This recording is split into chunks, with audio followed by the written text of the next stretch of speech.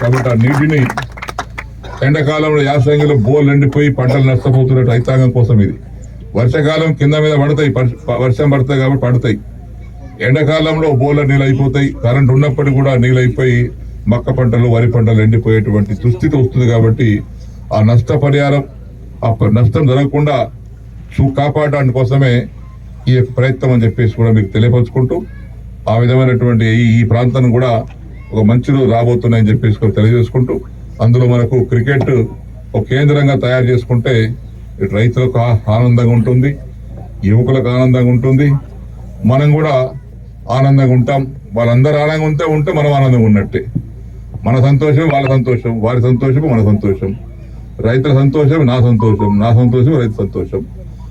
ఆ విధమైనటువంటి ఆలోచనతో మనం ముందుకు వెళ్దామని చెప్పి మనం చేసుకుంటూ, మరొకసారి యువకులకు ఒక మంచి కార్యక్రమాన్ని చేపట్టినటువంటి యువతకు మీరు తలుచుకుంటే ప్రపంచం అంతా మీరే జయించగలుగుతారు. ఆ శక్తి యువతకు ఉంది. మేము ఓన్లీ ప్రోత్సహించగలుగుతాం తప్పితే మేము పరిగెత్తలేం. కూర్చుని జాగాలో మాట్లాడతాం, ప్రోత్సహిస్తాం. ఆ పరిగెత్తేది, ప్రయాణం చేసేది, ఆ సాధించేది యువత. ఇవాళ మిలిటరీలో ఉన్న యువతనే, పోలీసులు ఉన్న యువతనే, నాయకులు యువతనే. కాబట్టి మీరందరూ కూడా ఆ మంచిగా ఆలోచన చేసిన దానికి ధన్యవాదాలు తెలియపరుచుకుంటూ, మరొకసారి మీకు అందరికి నమస్కారం తెలియపరుచుకుంటూ సెలవు తీసుకుంటాను.